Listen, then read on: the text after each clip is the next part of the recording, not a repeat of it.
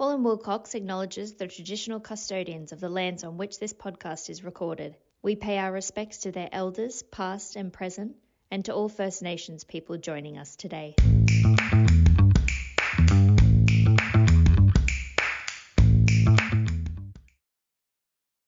Hello and welcome to the latest episode of the Smarter Lawcast podcast. I'm Katie Moore, partner in the projects group at Hall & Wilcox, and I'm delighted to be your host for this episode. In today's episode, we'll be talking about the Commonwealth Government's Cleaner Fuel Program, lessons learnt from the US and EU biofuel sector, and the opportunities in Australia highlighted by the current oil crisis as a result of the Iranian war and the blockaded Strait of Hormuz, and the fact that one of the two oil refineries in Australia is currently on fire down at Geelong. Today, I'm joined by Zachary Whale, General Manager, Policy and Advocacy of Grain Growers. Great to have you here, Zachary. Can you tell us about Grain Growers and what you do? Yeah, thanks for having me. Grain Growers is an advocacy body. We represent around 15,000 farmers nationwide, and mostly we look at the Commonwealth regulatory and legislative environment to make sure that the operating environment for our growers is optimised. Sometimes dragged into local issues, but more often than not, we're really looking at Commonwealth regulators and looking at that legislative suite of things that impact our growers and make sure it works for us, because ultimately there's a lot of regulation and legislation that impacts how farmers operate, what they do, the markets they can access, things like fuel standards. All of those things have an impact. So we monitor that, and hopefully our growers can keep on growing. That's good to know. Today we're going to talk about the Commonwealth Government's $1.1 billion Cleaner Fuels Program. As you know, it was announced in September 2025, and it aims to boost production of low carbon liquid fuels such as sustainable aviation fuel and renewable diesel. It provides production-linked incentives to support hard-to-abate sectors, with applications for funding expected to start in 2026. Well, they did say first or second quarter 2026, but I don't think that's going to happen. The details of the project are that the Commonwealth Government has put aside $1.1 billion to invest, that they are very keen to focus particularly on aviation fuel to reduce emissions, and the goal is to strengthen fuel security, which is extremely important, particularly in April 2026, create jobs and foster a domestic industry to compete globally. I know that the Commonwealth Government sought submissions, which closed in mid-December. Hall & Wilcox, we put in a submission. We still haven't heard anything back, and I'm assuming that the Commonwealth Government is still considering all of those submissions. Bearing that in mind, what opportunities do you think that there are for the grain growers in Australia for this Cleaner Fuels program? We're very excited. It's a funny word to use in the context of today, because our members and anyone that relies on fuel is probably incredibly nervous right now for good reason. But we see this as a really good opportunity where we can take something that we produce in abundance in Australia and actually make something in Australia with it. So in the grains context, canola is our most widely grown oilseed. If you're traveling through rural Australia, later in the year, you'll see these beautiful fields of yellow. That's the canola plant prior to while it's flowering. And then after that, it has this little reddish oilseed, which can be crushed. And those oils can be used in things like canola oil, but importantly, they can also be refined to make a suite of different liquid fuels. We've been growing canola in Australia for around the last 30, 35 years. It's really increased in the last little while. And ironically, mostly off the back of really high demand from the European Union. So the European Union has had biodiesel mandates in place for a long time, and they've been buying oilseeds from around the world to meet that demand. So Australia, even though we have an incredibly low amount of fuel produced onshore, be it conventional or be it biodiesels, we are a huge provider of feedstock for international biofuel production. That just doesn't make sense to us. We are now looking at a really ugly set of circumstances in terms of fuel scarcity, yet we produce a feedstock that we send offshore. So we've been sending that message to government in the main for the last 2 or 3 years. Interest has definitely increased, especially off, I guess, the aviation industry's appetite to really start using sustainable aviation fuels instead of traditional fuels. So that sort of got the attention of policymakers in Australia. And then we certainly saw that as an instantaneous opportunity. How could our feedstock, how could our canola be used and add value in an Australian context rather than just being put on a boat? What percentage of canola that we grow in Australia do you think is being sent over to the EU at the moment? Yeah, it's a good question. It's changed a little bit in the last little while, but conservatively, I would say that the sort of 3 to 5 year average sits at about 75%. That's incredible, considering we could be turning that into fuel for us here, particularly given all of the issues that we're facing at the moment. Yeah, and it's also really interesting to point out it's never used just for fuel. So when you crush something like canola, you have a meal at the end of that process, a dry byproduct which can easily go into feed markets and be used as animal feed. So that's a really positive byproduct. So it often doesn't just get used for fuel, but often fuel is that primary purpose that countries buy it for. And then obviously there is food grade applications as well. Canola is a very common food grade oil as well. So we definitely export the lion's share of it. And it's hard to tell whether we would see, I don't know if we would see a future where Australia uses every single tonne of oil seeds on shore. I think we're going to see a mixture over time, and naturally growers always like the option to choose their markets. But at the moment, we are really locked into those international markets. And that's always a risk for any producer. You don't want to rely on one or two markets. You want a bit of market diversity. And you also, in an ideal world, you want some domestic safeguard or fallback option so that if geopolitics runs rampant, if you get blocked out of certain markets, you've got local options. I saw a news item on the ABC News on Monday night where they were talking about this issue, particularly in light of the blockade. It was before the Geelong refinery was on fire. And they were interviewing someone from the sector. It wasn't someone from grain growers. It was another person in the agricultural sector who said that the cost of producing the biofuel from either the canola or other inputs was equivalent to or cheaper than the current cost of oil. Do you know anything about that, Zachary? Oh, look, I think current cost of oil, I would back that analysis in. But to be fair, I would say if you look at the sort of long-term average of fuel prices, that economics would be less clear cut. I think it's fair to say the way we would convert canola into jet fuel or sustainable aviation fuel is not novel. That technology's been proven.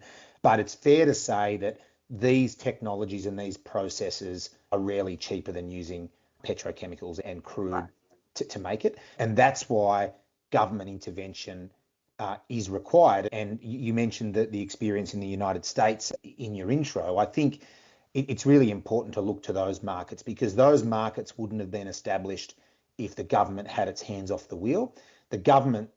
Those governments made very particular policy decisions and rolled out a suite of incentives to ensure that the economics worked.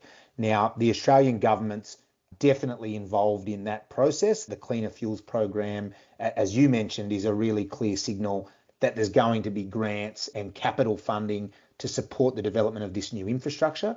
What's less clear is how government is actually going to incentivise the demand. So how are they going to make sure that the ultimate fuels that are produced through these processes are cost comparable in cost to traditional fuels? Because naturally, the aviation sector isn't going to want to see aeroplane fares have to increase astronomically. People that are buying fuels at their local bowser are currently experiencing horrendous price shocks. You don't want a situation where the actual cost is outrageous. So there's huge benefit for this, and there's big environmental benefits as well. So this is not just about using an Australian feedstock. It's actually about trying to fundamentally make our fuels more carbon friendly. And so government has a huge agenda on that basis. So that they will have to work out in close consultation with industry how they can incentivise that so that the price point's right.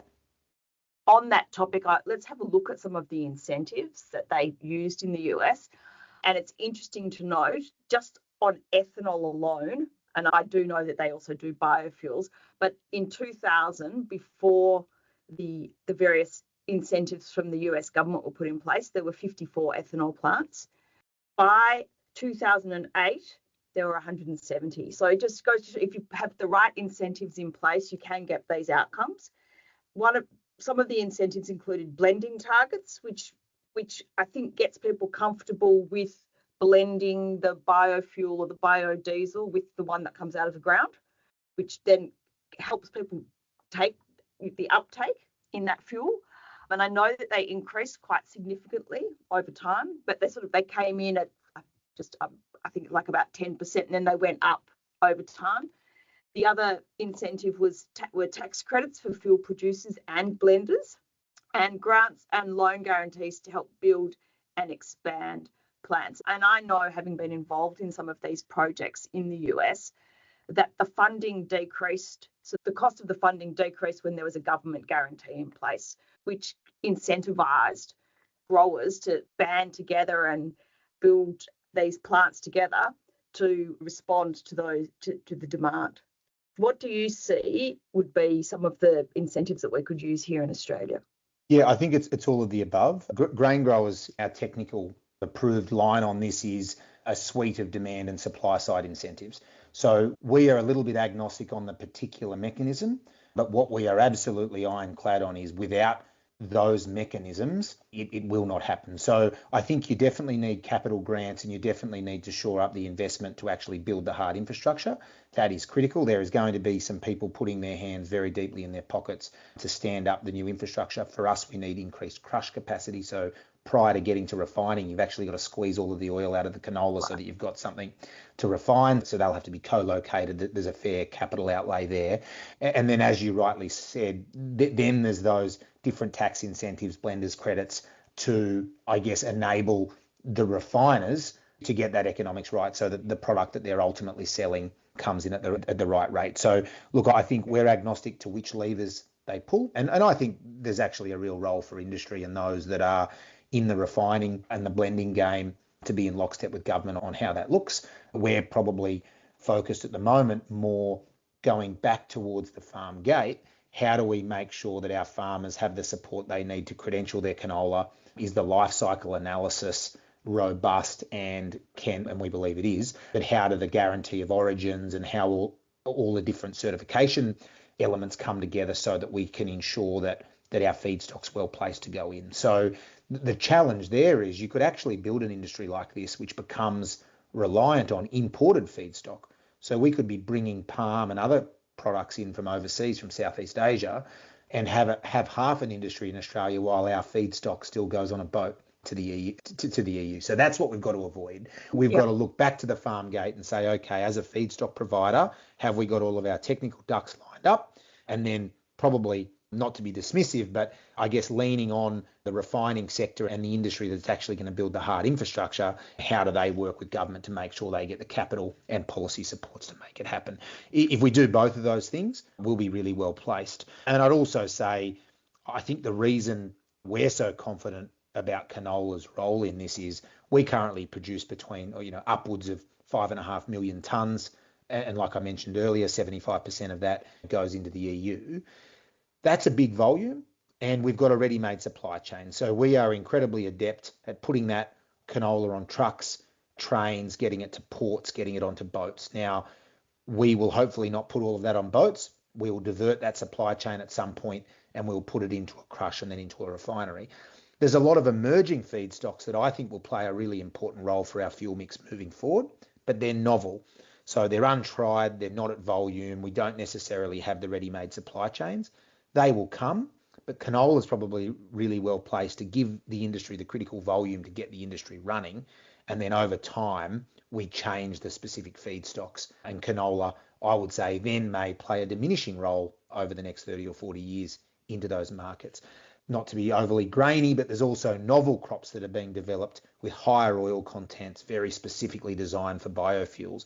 We don't grow them at the moment. They're still being trialled. Those sorts of things are going to become great opportunities for farmers over time, but they're not necessarily going to be able to be grown right now to stand an industry up. So use canola as your foundation, build the industry around it, and then see your feedstock mix change over time. And given that canola is used in these plants in the EU, the technology is there. So it's obviously bankable. I know, having been involved on the legal side of these, when you're the first person doing it, it's very difficult to get a bank to lend money to you if you're the first person to build a plant of this kind, which would probably be an issue when you're bringing in all your new feedstocks. But if it's already being used in the EU and it's shown that it can successfully be used, that should be a lot easier for whoever's building the first one of these biodiesel facilities in Australia to be able to make it a bankable project. Look, absolutely. The proof's in the pudding. We've seen those different mechanisms be employed in the policy sense. The EU's been very bullish on some of these agendas. They've laid policy down and markets have responded accordingly. The technology's absolutely proven. You've seen airline fleets already start to use these things. So there's no technical barriers here. It's the classic Australian case that you need policy certainty as a precursor to serious investment, which I'm sure your clients, you'd work through those things with your clients every day of the week. Not to sound glib and keep repeating what lots of analysts have been saying for a long time, but you need policy certainty.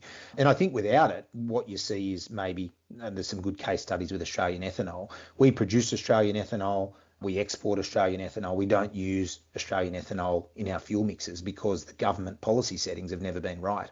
There's a mothballed ethanol facility in Dalby in southern Queensland, which was only set up probably a touch over a decade ago and barely had 5 years of life before it was closed because the economics didn't work. So we have to be smarter. We have feedstocks in Australia, and if we use them well, we will reduce our reliance on imported petroleum-based liquid fuels. You mentioned Geelong. Everybody will be incredibly nervous following the news of the fire impacting one of our two refineries.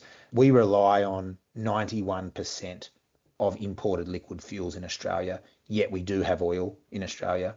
Over the last 2 decades, I think the numbers are, I think we've gone from 8 refineries to 2, and then we see ethanol exports. Now, I know a crisis like this always brings to bear what you should have done a little while ago. We don't see the future, unfortunately.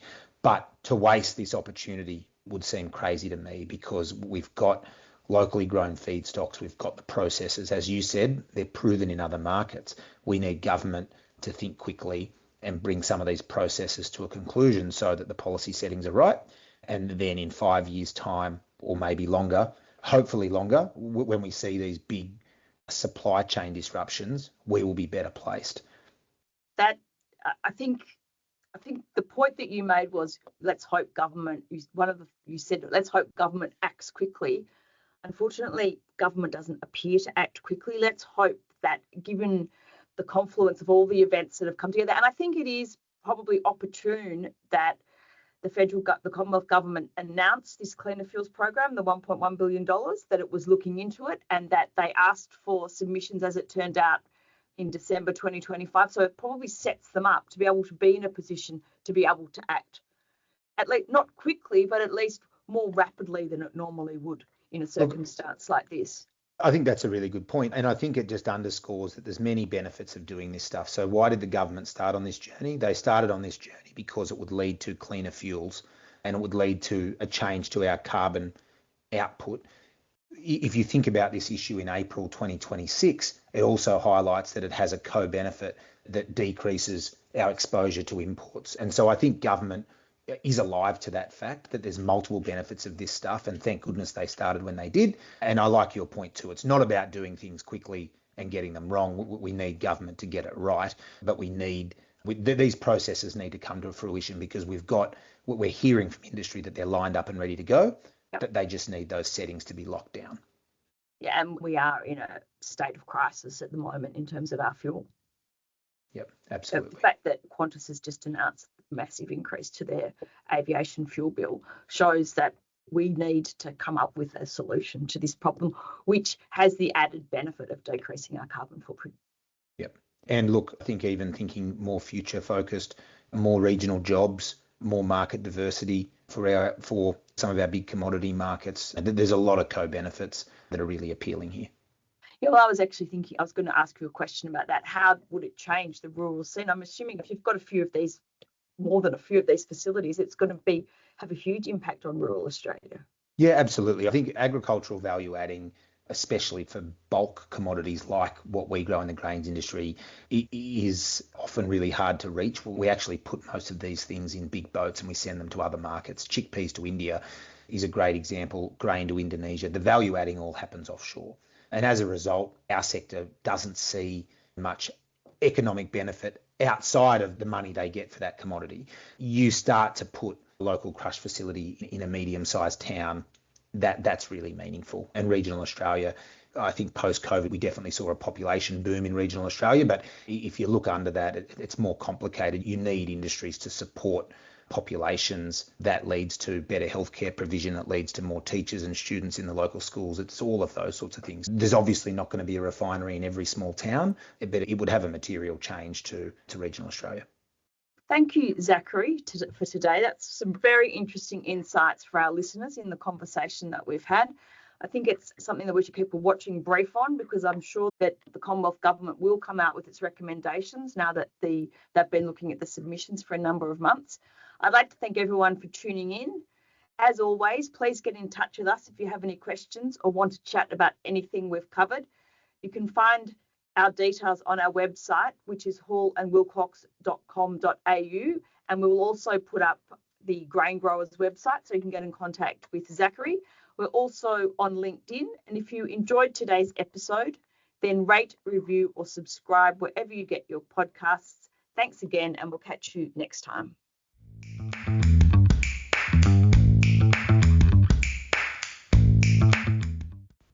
This podcast is not legal advice and should not be relied upon as such. You should always obtain legal advice about your specific circumstances.